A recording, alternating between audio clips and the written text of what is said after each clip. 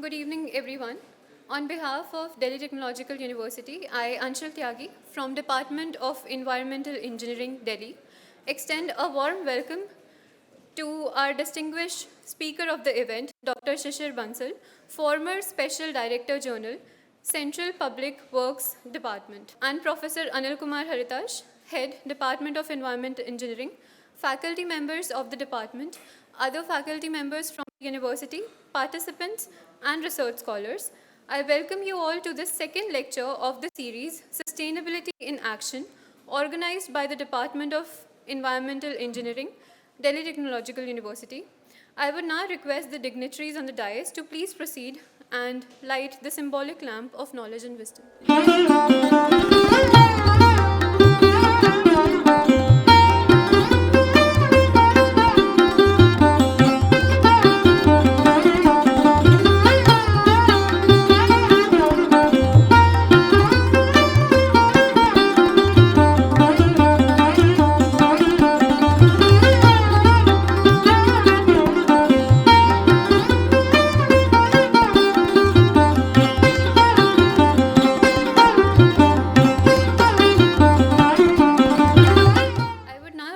Professor Shilpa Pal to extend a warm welcome to our distinguished guest for the day, Dr. Bansal with sapling.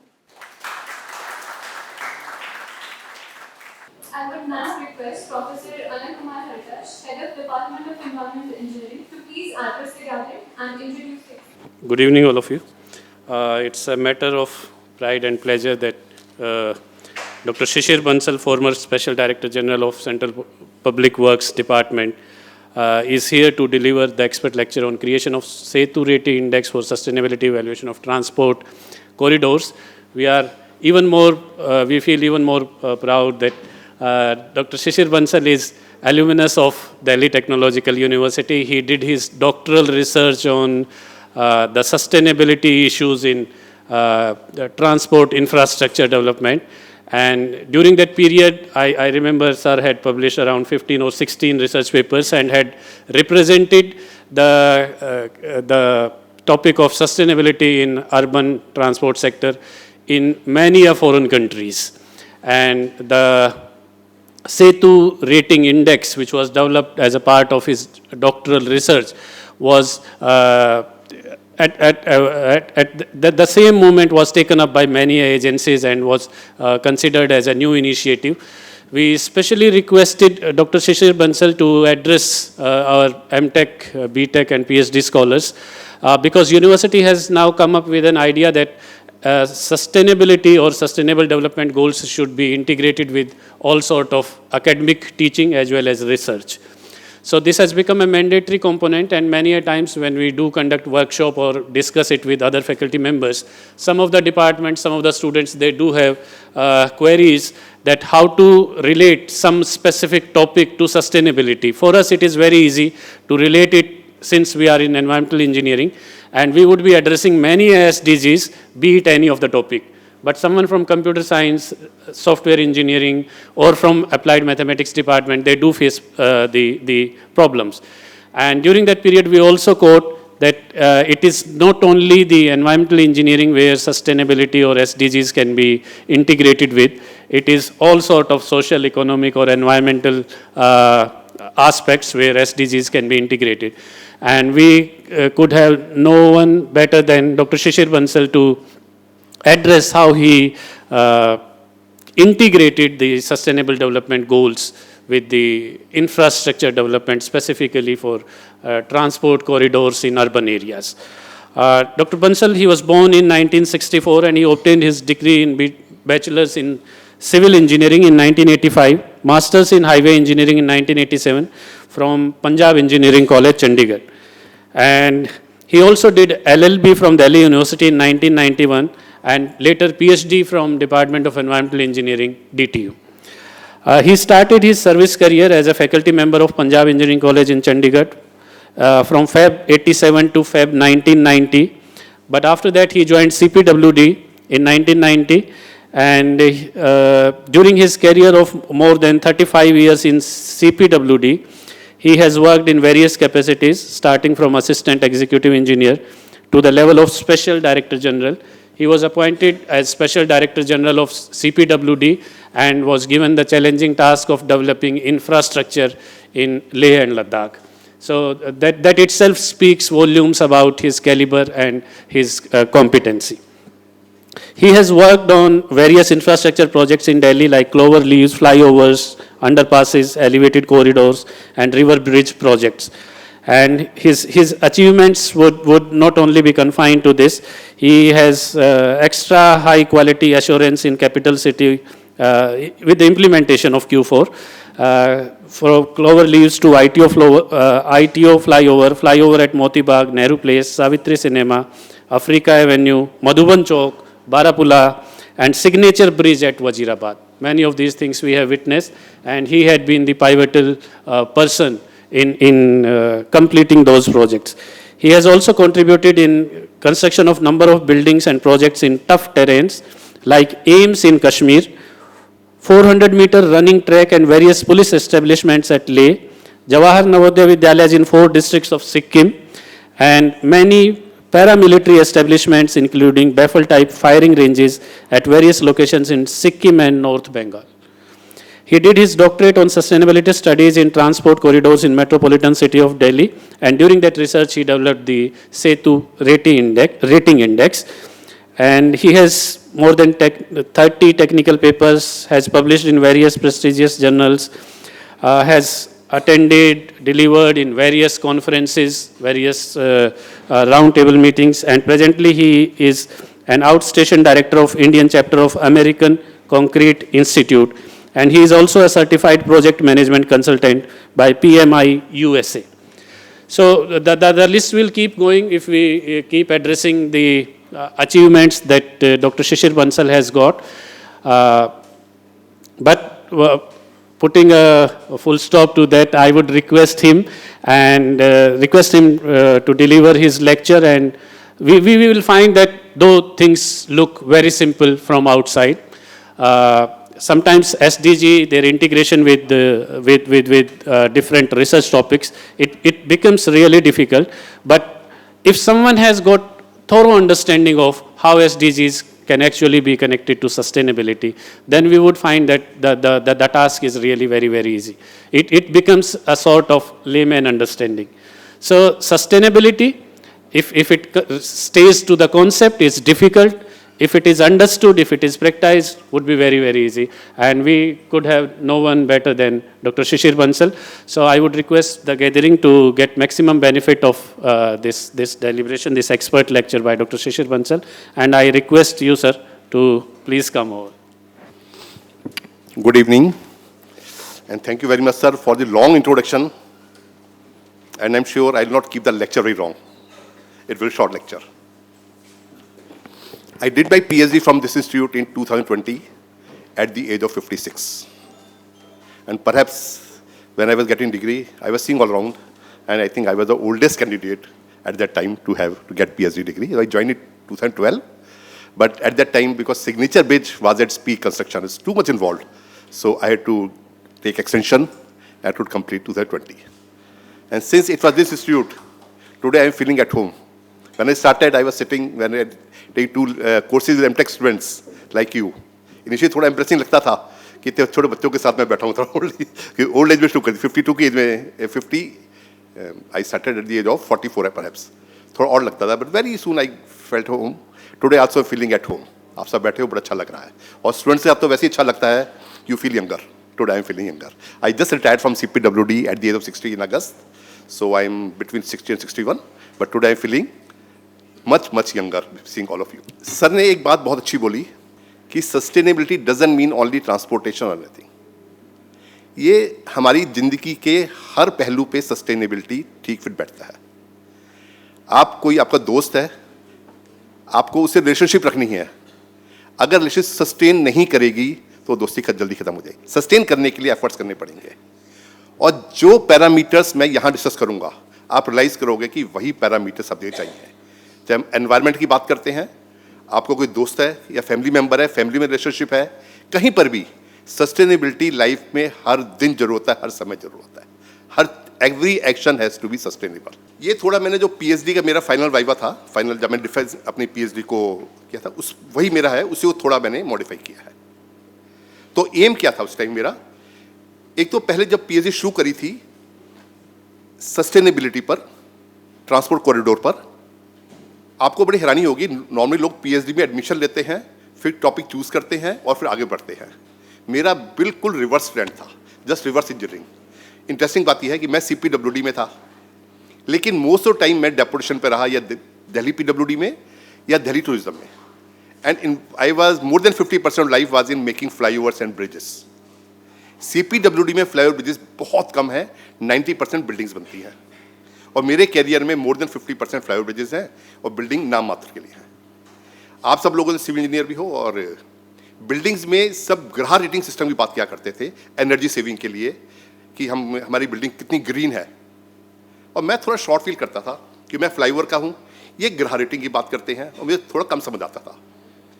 तो मैंने ग्रह क्या सेतु इसे flyover नहीं लगा सकते? ग्रह रेटिंग सिस्टम पॉसिबल नहीं है, क्योंकि बिल्डिंग के पैरामीटर्स थोड़े डिफरेंट है। फ्लाईओवर ब्रिजेस ना रहे हो, टोटली डिफरेंट गेम है, ऑल टुगेदर डिफरेंट गेम। तो मैंने एक दो दोस्त से बात करी, मैंने कहा ये ग्रीन रेटिंग जैसे बिल्डिंग में हो रही है, हम फ्लाईओवर में ही करें। अब देखो, इस ग्रह रेटिंग सिस्टम, ग्रह क्या है? Green rating integrated habitat assessment, जो बिल्डिंग के लिए यूज होती है। और ग्रह को अब हिंदी में बोलो, ग्रह मीन्स घर। तो मैं जब ग्रह मीन्स घर ग्रीन रेटिंग है, तो there has to be Setu rating system. Without knowing what is Setu, क्या है क्या नहीं, कुछ नहीं माइंड में था। जब ग्रह रेटिंग सिस्टम हो सकता है, तो सेतु रेटिंग सिस्टम भी होना है एक दिन, ये थॉट माइंड में था। तो कुछ अपने जो हाई प्रोफाइल दोस्त बात करी, मैंने कहा ये हम सेतु रेटिंग सिस्टम बनाए फ्लाईओवर में। They was loaf at me, impossible, कैसे हो सकता है फ्लाईओवर में नो आना, पॉसिबल ही नहीं। मैंने अब जरूर पॉसिबल होगा, तो वो पॉसिबल जो नहीं हो सकता उसे पॉसिबल करना है। तो आई इन ए थॉट सेतु। अब सेतु क्या बनाना है क्या नहीं। देन मेरे फ्रेंड था, यूएसए से आया हुआ था। मैंने कहा यार मुझे पीएचडी करनी है, किस टॉपिक पर करूं? कह रहा सस्टेनेबिलिटी पर कर, आज के हॉट टॉपिक है। 2011-12 की बात है। मैंने सस्टेनेबिलिटी होता क्या है बाय द वे, जैसे आपको जो पहले सुनोगे सब याद क्या सस्टेनेबिलिटी? मैंने कहा मुझे नहीं पता। यूएसए में था वो, यूएसए और यूरोप में तो बहुत पॉपुलर था सस्टेनेबिलिटी। इंडिया में शायद हम उसके 15-20 साल के बाद वी स्टार्ट टॉकिंग सस्टेनेबिलिटी। कहता चल तुम्हें उसने मुझे 5 पेपर भेजे, 5 पेपर मैं रिलीजियसली पढ़े। मेरे कुछ आइडिया आया, सस्टेनेबिलिटी मीन्स एनवायरमेंट फ्रेंडली हो, इकोनॉमिकल हो, सोशली यूजफुल हो, तो सस्टेनेबल होगा। बाई चांस मैं एक रोड प्रोजेक्ट काम कर रहा था, तो डीटीयू उसमें थर्ड पार्टी क्वालिटी एश्योरेंस थी। तो प्रोफेसर को मैंने बोला, मैंने कहा मैं सस्टेनेबिलिटी में पीएचडी करना चाहता हूँ। कहते यार ये तरीका क्या बात करने का, सस्टेनेबिलिटी पीएचडी करना चाहता हूँ, पीएचडी करना फिर टॉपिक ढूंढेगा? नहीं, मैंने कहा सस्टेनेबिलिटी पे करनी है, एनवायरमेंट डिपार्टमेंट में। किससे मिलूँ? उन्होंने डॉक्टर एसके सिंह है, उससे जाके मिल लो, he is a very nice person. मैं नेक्स्ट डे पहुंच गया, कौन है डॉक्टर एसके सिंह? मैंने कहा सर ऐसे मैं सुपरिटेंडिंग इंजीनियर था पीडब्ल्यूडी में। मैंने सर मुझे पीएचडी करनी है सस्टेनेबिलिटी पर। अच्छा करनी है? तो मजाक कर रही हूँ, गवर्नमेंट ऑफिसर कौन करता है? लेकिन उन्होंने देखा 15-20 दिन हो गया, महीना निकल गया कि बंदा सीरियसली आ रहा है, बात कर रहा है। तो नोटिफिकेशन आ गया पीएचडी का, मैंने अप्लाई कर दिया। Somehow I manage to pass the examination. तो आई मैनेज टू पास, कैसे किया वो मुझे पता है, तो आई मैनेज टू पास। अब बात आ गई वाइवा की, इंटरव्यू की। तो सर ने मुझे बुलाया, कहते शिशिर आर यू सीरियस? मैं सब वेरी सीरियस। कहते वेरी सीरियस हो तो मैं ले लूँगा candidate. And then he manage interview में it was not easy game for me. Actually doctor S K Singh manage to get me through the interview and I became his student, research scholar बन गया। और कई बार ऐसे मौके आए कि मैंने कहा कि मेरे स्टेक पर कुछ नहीं था, मैं तो गवर्नमेंट जॉब करता, सीनियर लेवल पर ऐसी था, चीफ बन गया था बाद में, होती नहीं होती, लेकिन अंदर जज्बा था। Just because of this DTU, just because doctor S K Singh और ये मैडम सामने बैठी, रोज मिलना होता था मैडम से, सर से रोज मिलना होता था, वो एनर्जी मिलती रही। And somehow I completed PhD. जिस दिन कंप्लीट करनी थी, मैं लद्दाख पोस्टेड था, वहाँ से मेरा ऑनलाइन वाइवा हुआ था और जिससे पीएचडी कंप्लीट करी थी। That was journey. तो इट वाज जस्ट रिवर्स। अब सेतु वाली बात आई कि सेतु रेटिंग इंडेक्स करना है, तब सस्टेनेबिलिटी आ गया। मैंने कहा सेतु का एस से तो सस्टेनेबिलिटी बनेगा कुछ। ट्रांसपोर्टेशन कॉरिडोर बहुत अनुभव था, हम फील्ड में काम करते अर्बन एरिया दिल्ली में, बहुत चैलेंजेस रहती थी, इतना ट्रैफिक जाम, लोग थे, खूब गालियाँ पड़नी। मुझे याद है सावित्री सिनेमा फ्लाईओवर बना रहा था, उसकी इनॉक्शन डेट फिक्स हो गई थी और मैं वहाँ काम कर रहा था खड़े होके। मेरे पैर इतने सूज गए थे कि जूते पहनने में शुरू, चप्पल पहन के आना शुरू कर दिया साइट पर। एक बंदा रोज जाता था, कहता कब कंप्लीट होगा? मेरा 20 दिन का उद्घाटन है, हंसता था, रोज शाम को जाना, उसमें हंसना। मैंने 20 दिन उद्घाटन होगा, और 20 दिन के बाद उसका उद्घाटन हुआ, कंप्लीट किया। तो वो तो था, तो जो चैलेंजेस थी वहाँ कर, तो अल्टीमेटली कर के मैंने इसको बनाएंगे sustainability evaluation of transportation corridors in urban environment. तो जस्ट रिवर्स इंजीनियरिंग करी थी, जिससे सेतु रेटिंग सिस्टम क्रिएट हुआ था। अब कैसे क्रिएट, वो मैं थोड़ा शॉर्ट में इधर एक्सप्लेन करूंगा। तो आइडिया यही है कि जो हम अर्बन एरिया में काम कर रहे हैं, कंस्ट्रक्शन कर रहे हैं, it should not harm the public, और मिनिमम हार्म भी कर रहे हैं, तो उनको एहसास कराओ कि भाई हम कल तुम्हारे बेटरमेंट के लिए कर रहे हैं, थोड़ा बियर करो इसे। हमें हर प्रोजेक्ट को मैक्सिमम सस्टेनेबल बनाना है। सस्टेनेबिलिटी, क्या आप में से कोई बता सकते हैं sustainability definition? Anybody of you? The first union conference हुई थी जब इस आइडिया ह्यूमन एनवायरनमेंट पर 1972 में। उसके बाद ये ब्रिटेन कमीशन 1987 में टर्म करी, आज भी ही टर्म चलती है, meeting the needs of present generation without compromising the ability of future generation to meet their own needs. ये सस्टेनेबिलिटी है। इस सितंबर अक्टूबर की बात है, I was delivering lecture in quality control in Indian building congress. तो मेरे को बताया आपको लेक्चर देना है। मैंने कहा ये क्वालिटी एश्योरेंस को मैं सस्टेनेबल क्वालिटी एश्योरेंस कर दूं, और कर दूं।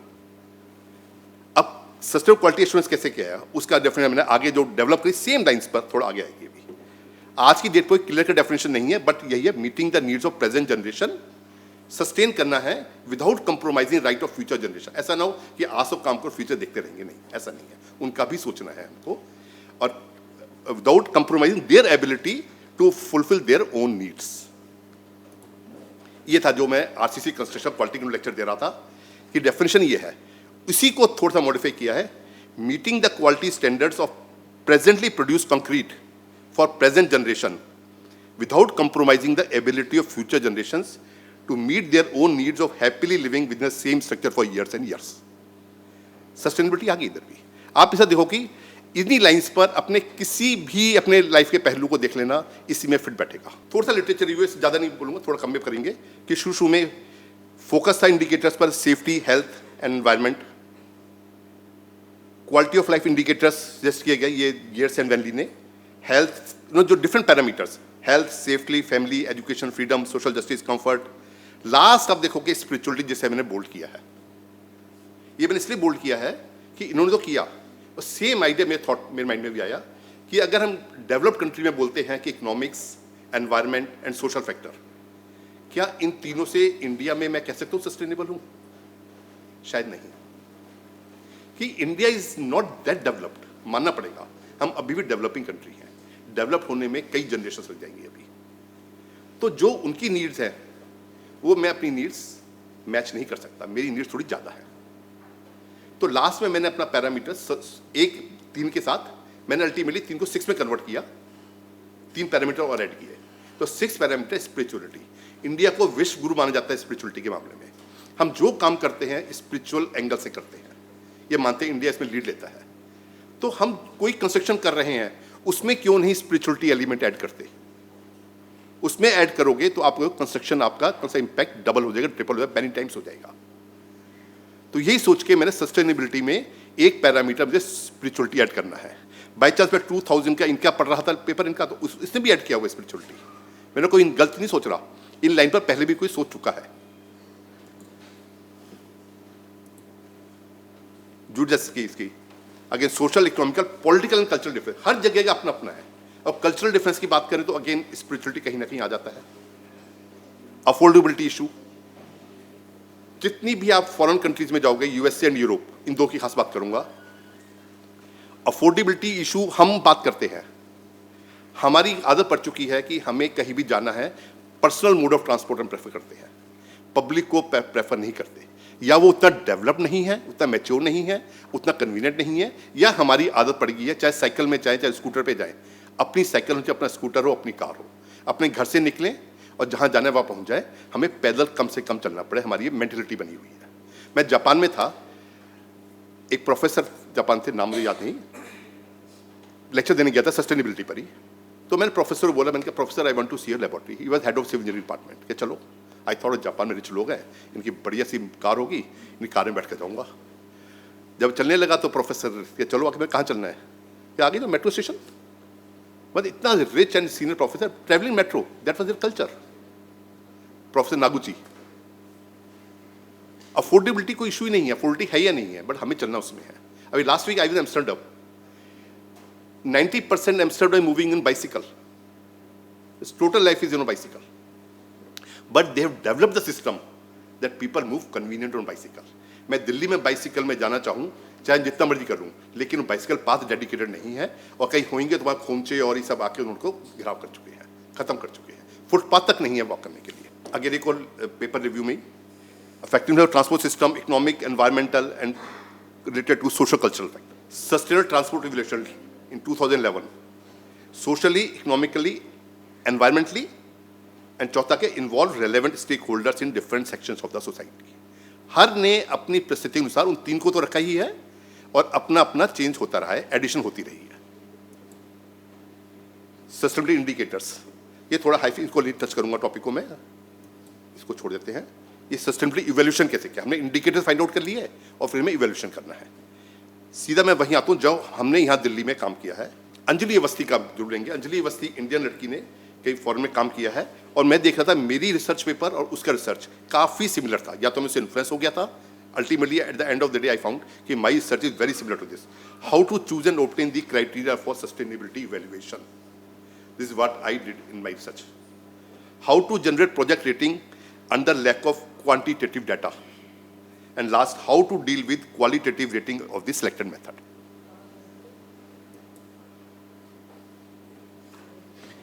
गैप क्या था हमारा, जिसको मैंने कवर किया था, कि जो सस्टेनेबिलिटी एनालिसिस है that is available for developed countries, but evaluation technique for developing countries need to be addressed separately.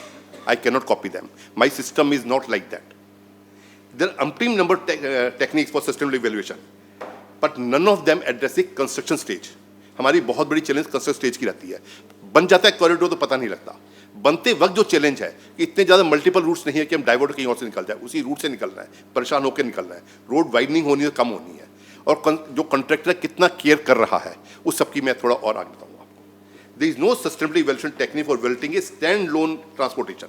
जितनी टेक्निक्स हैं जो देखी मैंने, आप दो को कंपेयर तो कर सकते हो कि ये कम सस्टेनेबल है, ये ज़्यादा सस्टेनेबल है, बट मेरा एक ही प्रोजेक्ट है, ये सस्टेनेबल है या नहीं, इसके लिए पुरानी कोई टेक्निक काम नहीं कर रही थी, जो कि मैंने अपने सिस्टम में डेवलप करी. सिंगल प्रोजेक्ट में जज करना है कि कितना सस्टेनेबल, क्या रेटिंग है इसकी. इसके लिए क्या किया हमने, दिल्ली के जितने भी कॉरिडोर्स हैं उनको स्टडी किया. अगर आप, खैर उस टाइम तो एशियन के टाइम तो आपका बर्थ भी नहीं हुआ काफ़ी लोगों का. हमारे दिल्ली में जो फर्स्ट थ्रस्ट ऑफ फ्लाईओवर था 1982 एशियन गेम्स के टाइम आया, एंड सेकंड थ्रस्ट जब एक ही टाइम में बहुत सारे बने कॉमनवेल्थ गेम में आया. इन बिटवीन डेवलपमेंट होती रही. तो अगर एक टाइम पे बने बहुत सारे फ्लाईओवर स्टडी करने हैं तो एक एशियन गेम मिलेगा, एक कॉमनवेल्थ गेम मिलेगा. जब कोई इवेंट होना है उसके लिए क्रिएट किया जा रहा है. रूटीन में प्रोग्रेस होती रही बट स्लो रेट पर, एक कर लिया, दो कर लिए, एक कर लिया, करते रहे. इनको स्टडी करने के लिए जो मैंने सहारा लिया फजी कॉल मेथड का लिया था, और उसके सेतु रेटिंग सिस्टम, सेतु इंडेक्स अपना डेवलप किया. तो प्रायर टू एशियन गेम्स कुछ डेवलपमेंट थी, वेरी फ्यू आरओबीज वगैरह कुछ अवेलेबल थे. फर्स्ट थ्रस्ट हुई एशियन 82, फिर journey from Asian 82 to new millennium. फिर न्यू मिलेनियम में जो फ्लाईओवर ब्रिजेस बने, we have got more than 100 flyover bridges in Delhi. शायद आपको सरप्राइज होगा, more than 100 in Delhi. Second third commonwealth games, और उसके बाद जो चला है उसको 15 साल हो गए. आज इस फ्लाईओवर को सस्टेनेबल बन जाता है. देखिए, हमने सस्टेनेबिलिटी टर्म यूज करना शुरू कर दिया पिछले शायद 15 साल से इंडिया में. अगर किसको हो तो क्या हम उससे पहले सस्टेनेबल नहीं थे? आज हमें सस्टेनेबल डेफिनेशन पता है, पैरामीटर्स पता है, पर क्या उससे पहले हम सस्टेनेबल थे या नहीं थे, सोचने वाली बात ही है. और कितने थे? ठीक है, हम सस्टेनेबल तब भी थे चाहे उतने ना रहे हों, लेकिन हम ये जानते नहीं थे हम क्या कर रहे हैं. कई बार हम काम करते हैं, हमें पता नहीं तो क्या कर रहे हैं, अच्छा काम कर रहे होते हैं, फिर भी उसको डिफाइन हम बाद में कर देते हैं. इतना सुंदर फ्लाईओवर बना है. इस फ्लाईओवर को हम बाहर भी जाते हैं, इस फ्लाईओवर चर्चा होती है, कोई सस्टेनेबिलिटी एलिमेंट रहा है, जो इसी कंस्ट्रक्शन सीक्वेंस रही है, सो ब्यूटीफुल कि ट्रैफिक को जरा भी डिस्टर्बेंस नहीं हुई. पता ही नहीं लगा कब फ्लाईओवर आया, कब बन के चला गया. यूपी स्टेट ब्रिज कॉर्पोरेशन ने किया था, बी रोड बनाया था, और शायद 2002 में या 3 में तब की बात है. और आज भी is considered most beautiful flyover of Delhi. Punjabi बात में हम मल्टी लेयर्स की बात करते हैं. जिस वक्त ये बना था उस वक्त 3 लेयर फ्लाईओवर था. फर्स्ट दिल्ली में 3 layer, today it is 5 layer. नहीं, उस टाइम भी ये 4 लेयर था, नॉट 3 लेयर. नहीं 5 है इसमें. अभी बताऊंगा, लोगों को पता नहीं है तब बताऊंगा. अंडर पास है नीचे. ये एक शॉपिंग कॉम्प्लेक्स है, रोड से नीचे जाते हैं, सेकंड पेडेस्ट्रियन पास सबवे भी है, जब पास करना हो तो they have to pass through this subway है इस लेवल पे। तीसरा एड ग्रेड ट्रैफिक, चौथा फ्लाईओवर इन अदर डायरेक्शन, पांचवा मेट्रो आ गई। The first may be I think India में फॉर एग्जांपल होगा नहीं होगा डाउट है मेरे को कि 5 layer at the same place, और हम दिल्ली में पास करते हैं हमें नहीं पता 5 लेयर है, और यहाँ पर आके भी हम जर्नी कर पा रहे हैं कि बीच में सबवे बना हुआ है पेडेस्ट्रियंस के लिए। तो दैट इज सस्टेनेबिलिटी, एक जगह का ऑप्टिमम यूज किया गया है, इसमें इकोनॉमिक्स भी कवर हो गई, 5 लेयर बन गई, minimum disturbance traffic, social factor के साथ कवर हुआ, एनवायरमेंट डैमेज मिनिमम हुआ। और ये पहली बार हुआ था कि हमने रिवर्स टेक्निक करी थी कि पहले हमने स्लैब बनाया इसका, उसके बाद डिगिंग करी, डायफ्राम वॉल करी, अंडर बाद में कट कवर बाद में किया, ये स्लैब बन गया, देन अर्थ वाज मूव्ड। और अब ये देखिए, ये ग्राउंड फ्लोर है, वेस्ट दिल्ली का है, और किसी को आइडिया हो वाटर टेबल कहां पर है वेस्ट दिल्ली में, एनी आइडिया किसी को? It is nearly 2 metre and we are going nearly 10 metres. तो 8 मीटर का अपलिफ्ट के लिए क्या किया होगा उसको, लास्ट में हमने जो कंक्रीट है उसमें आयरन ओर डाल के उसकी डेंसिटी बढ़ाई। हर प्रोजेक्ट पे कोई ना कोई सस्टेनेबिलिटी एलिमेंट रहा है, चाहे हमने सस्टेनेबिलिटी वर्ड यूज करके ना किया हो, but they were sustainable. Madhuban Chowk underpass, this I was executive engineer this project, मार्क्सम इंडिया इसमें था। इसकी ब्यूटीफुल बात ये थी कि ये ऊपर मेट्रो कॉरिडोर है, जिस वक्त ये मेट्रो करना सेम टाइम पे ये, जब मैंने वर्क वार्ड किया मेट्रो का काम, ये डायफ्राम चल रही थी, मेट्रो अपने पूरे हाइट पर था, और श्रीधरन साहब का बहुत बोलबाला था। Actually he was a really great man, उनके इंजीनियर कौन था। अभी कुछ मेट्रो शुरू होने वाली थी, तो I met there as deputy chief engineer. मैंने कहा sir, I was executive engineer, मैंने कहा ऐसा है आप यहाँ इसकी पाइलिंग करोगे, मैं यहाँ पे डायफ्राम वॉल कर लेता हूँ, जब आप यहाँ पाइलिंग करोगे मैं यहाँ डायफ्राम कर लूँगा, let's give minimum inconvenience to traffic. आप पहले पाइलिंग में इनकन्वीनियंट करोगे, फिर मैं डायफ्राम करूँगा, फिर पब्लिक इनकन्वीनियंट होगी, क्या फायदा? थोड़ा साइमल्टेनियसली डबल काम करते हैं, क्योंकि मेट्रो का थोड़ा हाइप ज़्यादा था कि no mister Bansal, let me finish my project first then you come afterwards. Same tone गया, no sir, let me finish my diaphragm work then you come afterwards. And that's very interesting story है। ये road PWD की road थी, और PWD I was there, तो मेरा accessibility ज़्यादा थी। अगले दिन जाके देखा मैं रात को उन्होंने क्या किया, पूरी रात में पूरा बैरिकेड कर दिया। आई लॉस्ट माई गेम, क्या गड़बड़ हो गया। मैं तो उनसे कंप्रोमाइज कर रहा था कि हम तुम ये करो मैं ये करता हूँ, तो तुम ये करोगे मैं ये कर लूँगा, सैमले काम करते हैं। उन्होंने एरिया बैरिकेड कर दिया, and I was also very bold officer. Next day मैंने सबको, तुम सब भाग जाओ, आज मैं अकेला हैंडल करूँगा रात को। अपने सभी इंजीनियर भगा दिया, कॉन्ट्रैक्टर बोला कि एक जेसीबी लाओ, सारे बैरिकेड उठा के। दिन में मैंने क्या किया, एग्जीक्यूटिव इंजीनियर से रोड के पोजीशन ले लिया, road was in my position. अब इन सब बातों में सस्टेनेबिलिटी एलिमेंट है, कहीं समझना उसको, ये सब कहानी से सुना रहा हूँ कि feel this sustainability element. Road मेरे पोजीशन में मेरा कॉन्फिडेंस लेवल था। रात को उठा के सारे बैरिकेड उठा के मैंने ग्राउंड में पहुंचा दिए, बैरिकेड गायब कर दिए, और जो डायफ्राम वाल की गाइड वाल है उसकी डिगिंग कर दी रोड पर। ये पूरी रात ऑपरेशन चला, 5 बजे मैं गायब हो गया वहाँ से। अब ये गैमन इंडिया काम कर रही थी, मेट्रो वाले जब शॉक हो क्या गया रातों रात। 4 बजे की बात है, कंप्लीट में operation. I went to GPO, एक टेलीग्राम डाला उनको, sir the road is in my possession, anything done without my permission and any consequences you will be personally responsible. पूरी दिल्ली में गैमन का बोलबाला हो गया कि क्या हो गया, पीडब्ल्यू ने क्या कर दिया, कि no game was under my control. क्या मिस्टर बंसल आप तो हमसे कंप्रोमाइज करने आए थे? मुझे ऐसा आया था, you stepped at my back, आपने कोई नहीं किया। फिर उनका चलो ठीक है, जैसे वे कर लेते हैं, देखते मैं ठीक है, अब मैंने इशू कर दिया, आप करो वहाँ का, and that way the work was process. हमने सस्टेनेबिलिटी एलिमेंट लाई, तो उसका एडवांटेज क्या हुआ, I got a call from mister Sreedharan PSA कि श्रीधरन साहब से मिलना चाहते हैं। मैं सर क्या बात है? वो कह रहे हैं please join Delhi metro, we need engineers like you, not the others. मैंने कहा थैंक यू वेरी मच, मैं let me finish my project. तो ये हरकत करने, उनके बैरिकेड फेंकने से I was offered a job in Delhi metro. Mahipalpur flyover work completed in just 10 or 11 months। Element क्या है, time, minimum pollution, minimum inconvenience to public, socially है, सब एडवांटेज है। अब एलिमेंट्स करने मैंने 3 कॉरिडोर उनको स्टडी किया था जो कि बन चुके थे। Barapullah elevated corridor commonwealth times, great separate Ghazipur, Mukarba Chowk. ये जानने के लिए हम कितने सस्टेनेबल रहे हैं, विदाउट डूइंग सस्टेनेबिलिटी हम कितना सस्टेनेबल कर पाए हैं अभी तक। तो मैंने देखा जो टेक्नोलॉजी बहुत एडवांस हुए, हम कास्ट इन सीटू से प्री कास्ट में पहुंच गए। Can you tell me which is costly, cast in situ या pre cast? Idea? Pre cast is expensive or not? Yes, you are right, absolute right. Pre cast is nearly 5 to 10% expensive than cast in situ. जो सही बोला, क्या नाम बेटा आपका? Navya, good Navya.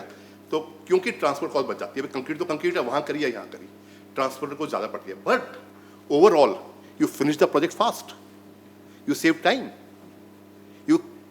you save inconvenience to public. So overall क्या होता है? Maintenance, then machine mold system आ गया, overall disadvantages.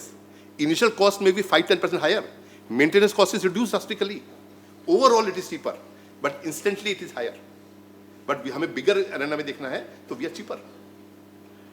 Shorter to longer span, हम पहले डरते थे, धीरे धीरे स्पैन को बढ़ाते बढ़ाते अब लॉन्गर स्पैन पे आ गए हैं। आज 40-50 metre not a big deal for today. पहले हम 15 मीटर से ऊपर नहीं जाते थे, 12 मीटर, 15 मीटर। रिटेनिंग वाल टू आरी वाल, रिटेनिंग वाल में कितनी इनकन्वीनियंस होती है, जब वाल करनी है कितना बड़ा कट कर रहे हैं।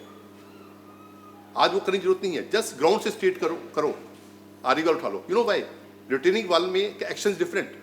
आरी वाल में जो वॉल्व लगी है उससे हमारे पैनल जा रहे हैं, फ्रिक्शन से कंट्रोल हो रहा है, मुझे जमीन में एम्बेडमेंट की जरूरत ही नहीं है। I just start from the surface, no cutting required, and with no time you can prepare the retaining wall, RE wall, same function. Bearings से बहुत डेवलपमेंट हो गई है, we are going spherical bearings, expansion joints. अगर पुराने flyover देखोगे, आप आंख बंद कर लेना, कार में ट्रेवल करना, you can count the number of spans. जब भी एक्सपेंशन निकलेगी, ढक ढक ढक।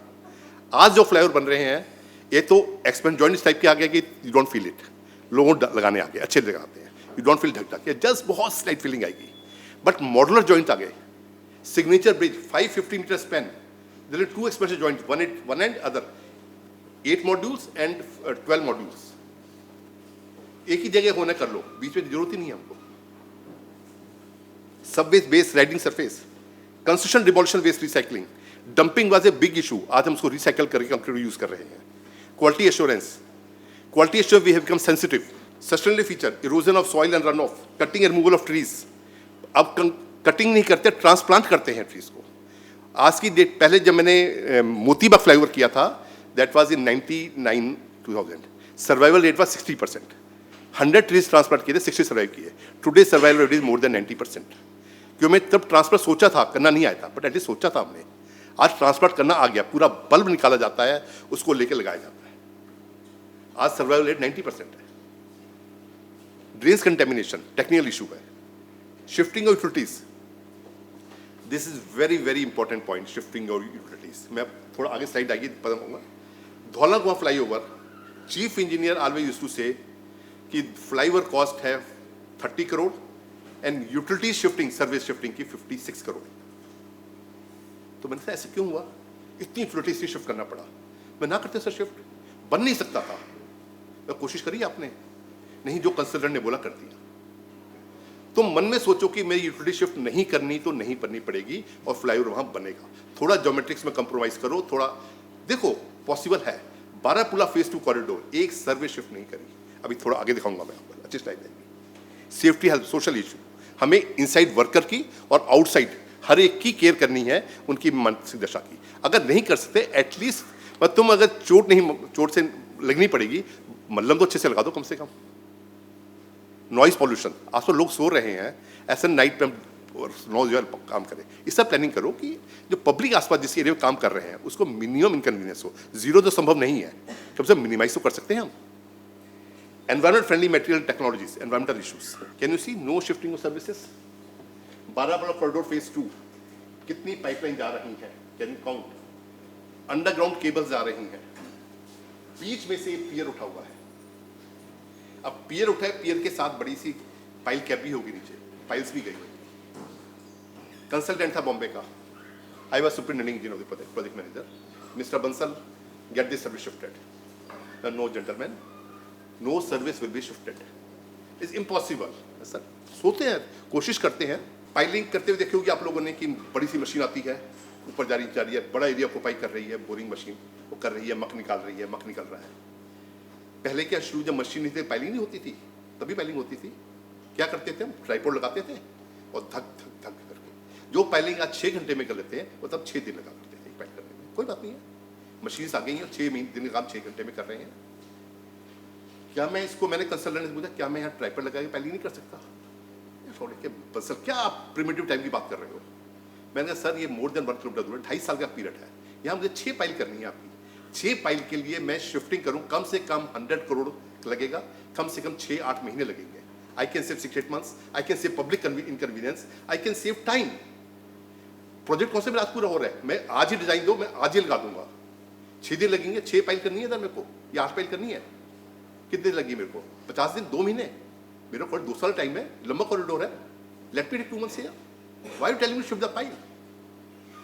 I forced him कि I will do piling by tripod and सारी इसकी पाइलिंग ट्राइपॉड मेथड से धक धक करके एक पाइल 6-6 दिन लगे, 8 या 10 पाइल्स करी है मैंने इधर, बाकी कर रहा हूँ मैं pile. But I could save. ये वो टाइम था जब मैं PhD ज्वाइन कर चुका था, अपने मन तन आत्मा से सब कुछ सस्टेनेबिलिटी फील करता था। मैंने कहा इसमें करना ही है। And the news in paper कि sustainability development, how this pile can be done. हमारा PWD का व्हाट्सएप ग्रुप था, मैंने उसमें ग्रुप में डाला मैसेज कि please come and see how the working sustainability elements are being introduced in this project. Can you believe how many people turned up? No turned up, zero response. Second ने repeat message डाला, please come and see. Secretary उस group में था, secretary note किया, secretary fired माई engineer chief, भाई एक आपका SC बार बार लिख रहा है, आप जाकर देख के आओ। तो इंजीनियर चीफ ने कहा मिस्टर बंसल आपका क्या है ये सस्टेनेबिलिटी? मैं कहा सर आइए ना साइट पे दिखाता हूँ आपको मैं। Then he came to site. तब तक मेरी पाइल खत्म हो चुकी, पियर पे आ चुका था तब तक। क्या ये व्हाट इज सो स्पेशल? मैंने कहा सर आके देखिए, आप सोचो पियर कैसे होगा विदाउट शिफ्टिंग दिस पाइपलाइंस। अब वो सोचे पड़ गया, तो कैसे किया आपने? फिर तो आया मैंने, thank you very good. But उसके बाद ही किसी ने आके, सब लोग अपने काम में बिजी है, मस्त है अपने प्रोजेक्ट पर, किसी ने ये नहीं आके देखा जाए। बट क्योंकि मैं अपने अंदर पूरी आत्मा से सस्टेनेबिलिटी पर था, तो मैंने इसको किया अप्लाई। नोबडी नोज कि क्या सेव कर दिया, कम से कम 50-60 करोड़ गवर्नमेंट सेव किए, कम से कम 6 महीने प्रोजेक्ट सेव किए, पब्लिक इनकन्वीनियंस सेव करी, मेरे को शांति मिली, चाहे कुछ मिले ना मिले। इसी प्रोजेक्ट पर तब 6 कॉरिडोर बनाए गए थे, विकासपुरी मीराबाग, मुकरबा चौक वाला बदुआ चौक से। हर प्रोजेक्ट पर करीब 700 से 800 पेड़ कटिंग एंड ट्रांसप्लांटेशन का प्रपोजल गवर्नमेंट ने किया था। सेम वैल्यू का मेरा प्रोजेक्ट था, सब जगह 700 से 800 पेड़ कटने थे, मेरे प्रोजेक्ट पर कितने कटने थे? Can you imagine? 42 trees only. जब हम फॉरेस्ट सेक्रेटरी के पास गए, प्रेजेंटेशन दी, फिर 42, तो उसे एक ही स्टेटमेंट बोली कि mister Bansal I hope you are not compromising with the geometrics. मैंने सर ज्योमेट्री का मामला है ही नहीं, कंप्रोमाइज करूंगा ही नहीं, बिकॉज आई एम एनवायरमेंटलिस्ट। मैं इंजीनियर जरूर हूं बट अपने को मैं एनवायरमेंटलिस्ट बोलता हूं, इसलिए अगर एक पेड़ बचाने के लिए थोड़ा कॉरिडोर दाएं बाएं करना पड़ेगा तो मैं कर रहा हूं। मैंने पूरी एनालिसिस दिखाया, मैंने कितने पेड़ बचाने के लिए कॉरिडोर को मैं इधर उधर शिफ्टिंग किया है मैंने। I saved your corridors, I saved your trees. फिर उनका बाकी प्रोजेक्ट में भी थोड़ा दिमाग लगा लो, बता दो मेरे को। मैं सर PWD प्रोजेक्ट है, मेरा डिपार्टमेंट है, मैं कमेंट नहीं करूंगा। DDA का होता, MCD का होता, मैं कमेंट करता। एंड आई कुड सी जहां 800 पेड़ काटे गए थे वहां 400 से ज़्यादा काटने की जरूरत नहीं थी। वो तो फेस देख के पता लग रहा है, बट क्योंकि अपने डिपार्टमेंट का बोल नहीं सकता था वो, और 800 पेड़ कटे वहां पर, अल्टीमेटली कटे। बहुत दुख होता था। ट्रेन जा रही है, साइमल्टेनियसली काम हो रहा है, would you get the permission from railways? Traffic चल रहा है, कैंटीन कंस्ट्रक्शन चल रही है। This is sustainability. ये हमारी धरोहर, आर्कियोलॉजी डिपार्टमेंट, खाने का टॉम्ब, परमिशन नहीं मिल रही है क्योंकि उनके किताबों में लिखा हुआ है 100 मीटर से आसपास कोई कंस्ट्रक्शन नहीं कर सकते। मेरा ये 100 मीटर पास था, कॉरिडोर शिफ्ट किया, 105 मीटर लेके आया, तुम्हारा व्यू रुक रहा था। ये पहले 9 मीटर पे था, 9-8 मीटर पर, इसको उठाया ऊपर क्योंकि इसका व्यू नहीं रुकना चाहिए खाने का टॉप का। I really respect that. हमारी धरोहर है ये, हमें पब्लिक देखे तो पब्लिक को देखती रहे उसको। इस लोकेशन पर 12 फेज 1 है, कई बार आप जाओगे आपको समझ नहीं आएगा कि इतना ऊपर क्यों उठ गया सडनली, इसलिए उठ गए नीचे वालों को खाने का टॉप दिखाई देता रहे। हम इधर 12 मीटर ऊपर उठ गए, सेव किया और थोड़ा शिफ्ट भी किया 105 मीटर पर। अब वो 100 का 95 पे भी कॉम्प्रोमाइज करने को तैयार नहीं। ये आपको मुकरबा चौक के पास ही लैंडफिल को ग्रीन बेल्ट पे कन्वर्ट किया गया। ये सारे प्रोजेक्ट मेरे नहीं है, कुछ डाटा कलेक्ट किया गया, कुछ मेरे प्रोजेक्ट्स हैं। एंड पूरे लूप को इसका पार्ट बना दिया गया। ऐसा नहीं है, हमने डिजाइन ऐसे किया कि it becomes a part of our project. अब 4 corridor during construction stage and study, ये तो हो गया जो बन चुके थे स्टडीज थी। और नेक्स्ट स्टडीज बार कि 4 कॉरिडोर्स जो दिल्ली के डिफरेंट पार्ट्स में हो और चारों को डिफरेंट पूरी दिल्ली रिप्रेजेंट करें। तो 4 कॉरिडोर में शूट किए थे। इसमें से this was my project and this was my project, बाकी दोनों मेरे प्रोजेक्ट नहीं थे। आप देखोगे ये वेस्ट दिल्ली का है, ये आजादपुर से राजा गार्डन DMRC का प्रोजेक्ट है। बारापुल्ला साउथ दिल्ली में आ जाता है, सिग्नेचर ब्रिज नॉर्थ दिल्ली में आ जाता है।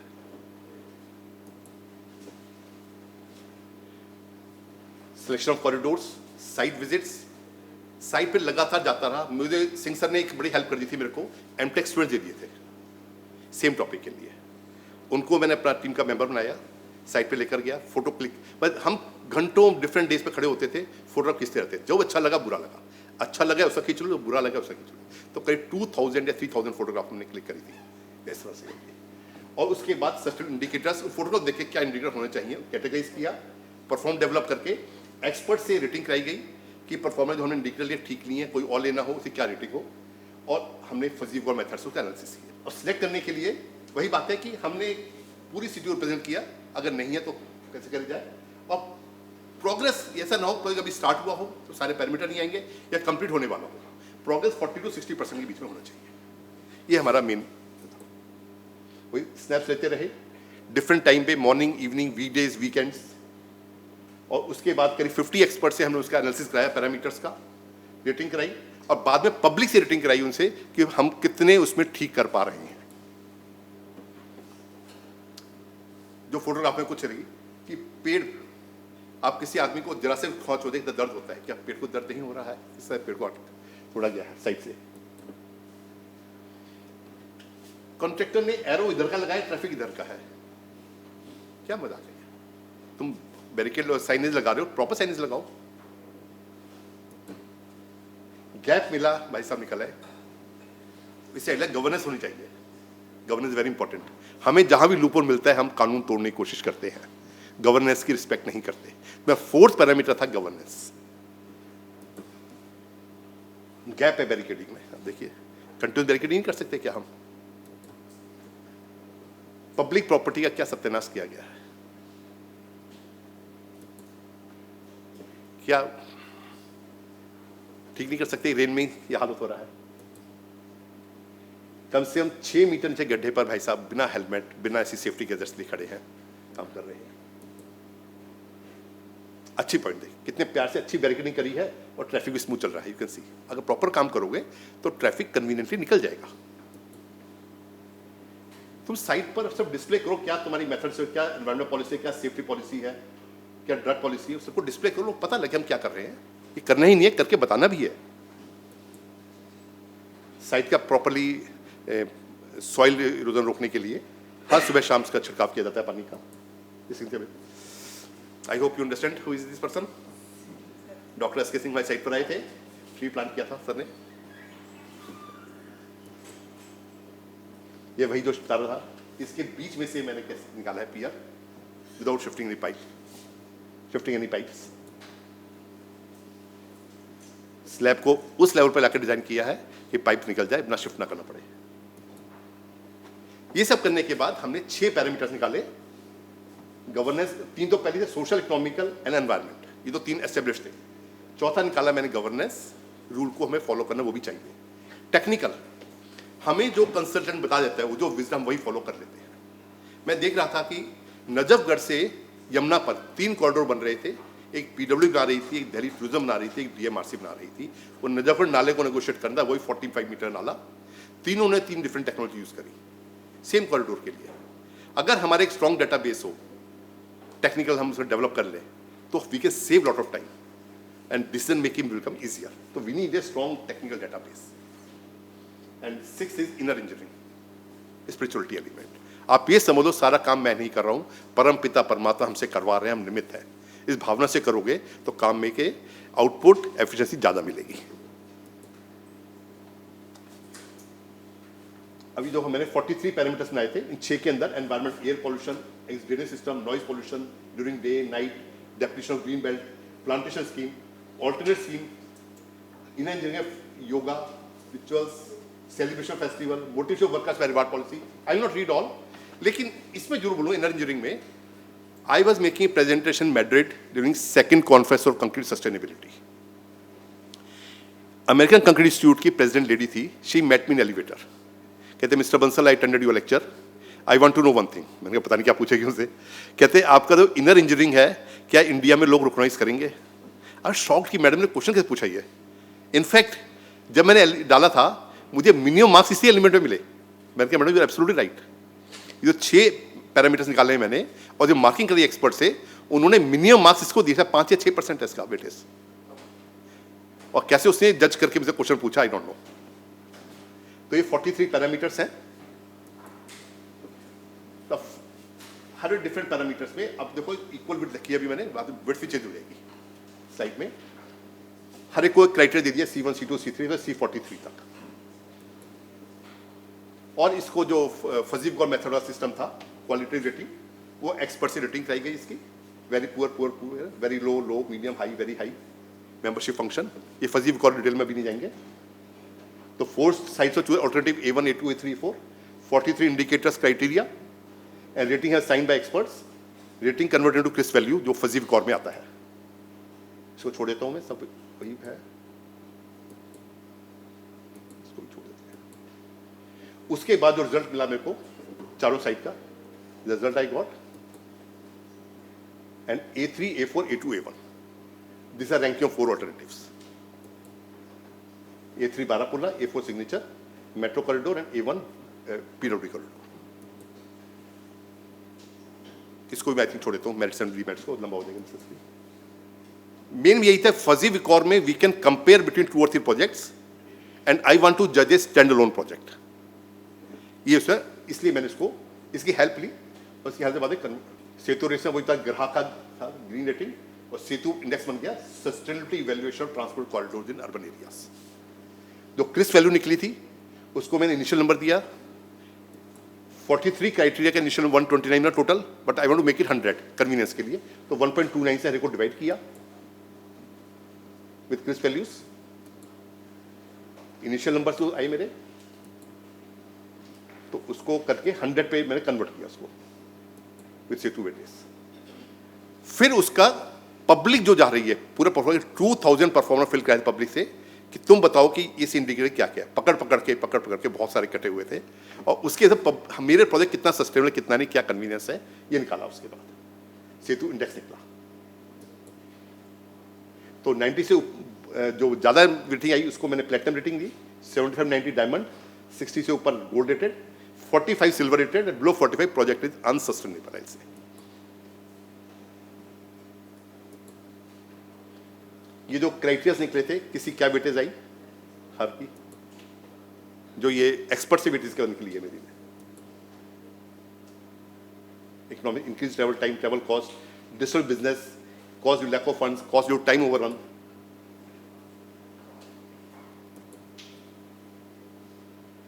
गवर्नेंस में जो है नया पैरामीटर था, maintenance barricades, maintain existing utilities, greenery, yoga, meditation, puja day, May day, celebrations, workers को मोटिवेट करना है हमें। तो उसके बाद जो है अब देखो कि इसका साइज बढ़ गया, depending on the criteria the size of this is reduced, changed. जो जितना मोटा है उतना ज़्यादा वेटेज है, जितना पतला है उतनी कम वेटेज है। और जो इनर इंजीनियरिंग का थोड़ा सा रह गया है मेरा, ये वेटेज बहुत कम मिली इसकी। अब मुझे अपना इंडेक्स डेवलप करना था, ये तो फजी विकॉर था स्टैंड लोन के लिए। तो अपने इंडेक्स डेवलप किया, उसके बाद इसका मैंने स्टैंडर्ड डेविएशन निकाल के देखा चारों साइड का, 9.15 जो मेरे से भी निकल रहा है, और दोनों मैच कर रहे थे। फजी विकॉर वाला और मेरा दोनों मैच कर रहे थे। कोरिलेशन काला -1 पे आया, क्योंकि एक मिनिमम वाले को हाईएस्ट वेटेज देते हैं, मेरा हाईएस्ट को मैक्सिमम वेटेज है। तो कंक्लूजन ये था, sustainable transport during construction stage in environment just not restricted 3+, but much beyond that. You have to add governance, you have to add technical, inner engineering. Fuzzy Vickers method cannot be used for standalone project.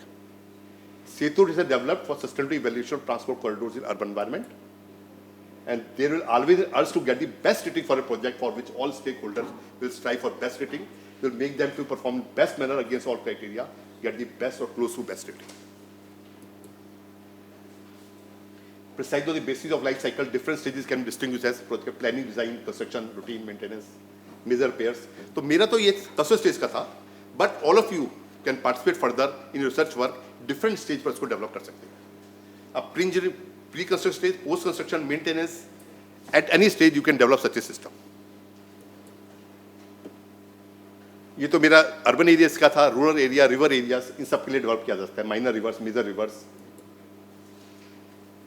So can further extend transport infrastructure, lifetime structure, your planning stage until replacement. So these are for the papers written, I mean during this period. Thank you very much. Land acquisition का आपको मैं बहुत अच्छा example दूंगा, manage और miss manage दोनों बताऊंगा. Mostly project PW roads थी, तो पीडब्ल्यू प्रोजेक्ट थे, तो इससे मैनेज की प्रॉब्लम नहीं है. एक लैंड जो आज भी आप देख रहे हो कि बारापुला फेज 3 में ब्रिज बन रहा है, एस्टाडोल ब्रिज, वो 10वीं ईयर में पहुंचे न्यूज थी. उसमें एक छोटा पीस लैंड का था जो मैनेज नहीं हो पाया, क्योंकि हमें इंप्रेशन दिया गया था डीडीए लैंड है जब काम शुरू किया था. डीडीए रिकॉर्ड में भी मिला, डीडीए से लैंड को मुश्किल नहीं, गवर्नमेंट टू गवर्नमेंट ट्रांसफर हो जाएगा. जब हम लैंड लेने गए, कॉन्ट्रैक्टर वर्क वार्ड कर दिया, तो पता लगा डीडीए ने एक बार प्रोसेस स्टार्ट करी थी, उसमें जरूरत छोड़ दी. अब पब्लिक काम करी थी, पब्लिक बैंड पॉन के स्टेट पर लैंड नहीं देंगे. और अभी बहुत रिसेंटली 8-10 साल के बाद वो शायद मैनेज हुआ है. It was mismanaged. जहाँ गवर्नमेंट लैंड है वो इजीली मैनेज हो जाता है, कोई प्रॉब्लम नहीं आती. जब गवर्नमेंट प्राइवेट लेना हो तो it is got mismanage. At least मुझे की प्रॉब्लम नहीं आई, क्योंकि मेरे हमेशा गवर्नमेंट प्रोजेक्ट रहे हैं. Barapullah phase 3 suffering because of mismanagement in land acquisition. Very good question बेटा. एक तो जो मैंने बात बोली, आप पहले कोई भी काम करो, क्लास करने जा रहे हो ना, आप करो, मैं क्लास नहीं कर रहा, मुझसे करवाई जा रही है, मैं निमित्त हूँ. परम पिता परमात्मा है करवा रहे हैं, हम सबको कुछ टास्क दिया है, हमसे काम करवा रहे हैं. जब इस भावना से काम करो, इंजीनियरिंग में स्पिरिचुअलिटी एलिमेंट ऐड करोगे, आपके इंजीनियरिंग आउटपुट बहुत ज़्यादा हो जाएंगे. हमारा क्या है, तुम मेडिटेशन करो, लेबर वर्क को फोर्स करो, मे डे ये डे सेलिब्रेट करो साइट पर. ये नहीं कंस्ट्रक्शन करनी है हमें, कोई फेस्टिवल सेलिब्रेट करो, सबके साथ मिलके करो. कोई एक्टिविटी शुरू होनी है, हमें नारियल फोड़ने का रहता है कि हम कहते बोल विश्वकर्मा भगवान की जय, खुद मत करो. मेरा रहता है या तो लेबर से कराओ या किसी लेडी से कराओ. ऑफिसर कितने मुझे बोला गया कि मोस्टली साइड पर सीनियर मोस्ट सर नारियल फोड़िए, मैं नहीं फोड़ूंगा. या लेबर फोड़ेगी या कोई महिला फोड़ेगी. इस सृष्टि का विकास महिला ने किया है, महिला क्या अदा करनी है. ये सब चीज़ें माइंड में रखोगे तो स्पिरिचुअलिटी एलिमेंट प्रोजेक्ट में अपने आप ऐड हो जाएगी. नहीं बेटा, मैंने उससे फर्दर नहीं कुछ कर पाया. मैं अभी लगा रहा हूँ, जो बनाया मैंने, जितना मिला उतने पे किया मैंने, उतनी वेटेज दी, कम वेटेज है. देखो मैंने तो फर्दर आगे कुछ नहीं किया. पर आपको आगे जाके मतलब आपको लग रहा है कि हाँ लोग इसको शायद मे बी और दोबारा स्टडी की जाए, शायद इसको वेटेज ज़्यादा मिल जाए. और मुझे बुरा लगा कि स्पिरिचुअलिटी बहुत कम वेटेज दी है. पर लेकिन मैंने वो नहीं किया, जो मेरे पास निकल गया एक्सपर्ट से वही मैं डाला, मैं उसको मैनेज नहीं किया. बेटा देखो, डेवलप 3 थे हमारे elements, environment, social and economics. आप गवर्नेंस का तो देखो कहीं पर लगेगा नहीं, बाहर जाकर can you break a single rule, आपका मन ही नहीं करेगा. आप एक आपने कुछ खाया, चॉकलेट ली, रैपर आप फेंकोगे नहीं, डस्टबिन ढूंढोगे. इंडिया में क्या खाया, फेंक दिया हमने, परवाह नहीं करते. तो मैंने गवर्नेंस डाला, वो गैप में से बंदा निकल रहा है. अरे यार गैप नजर आ गया तो ठीक, गलती हो गई, गैप आ गया तो क्रॉस थोड़ा करो. हम कानून तोड़ने की सोचते हैं अपनी सुविधा के लिए, कानून का साथ देने की कई बार अब थोड़ा चेंज आ रहा है, हम नहीं सोचते. तो मैंने 3 के 6 पैरामीटर ये डेवलपिंग कंट्री के लिए, स्पेशली इंडियन कंटेक्स्ट में, हमारा टेक्निकल डेटा बेस ही नहीं है. नजफगढ़ नाले से यहाँ पर 3 ऑर्गेनाइजेशन काम कर रही है, वही नाले को नेगोशिएट कर रही हैं 3 डिफरेंट टेक्नोलॉजी से. Why can't all use same technology, best technology use करो. Anyway, thank you very much.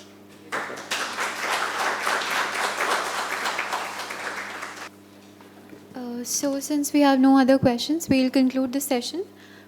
First of all, I would like to thank you, sir, for this very informative and engaging lecture. As we end today's lecture, I would convey my heartfelt gratitude to Dr. Bansal for gracing the occasion and sharing his expertise with us today. I extend my heartfelt gratitude and thank you to all the faculty members from the department and outside the department, the participants for joining us today. I would also like to thank the administrative department for providing the venue, technical support, and making all the arrangements for this event. I sincerely thank to our organizing team of the Department of Environmental Engineering for the smooth execution of this event. Thank you, everyone. And so before concluding, I would also like to request Professor Haritash, head of the department, to please felicitate, sir.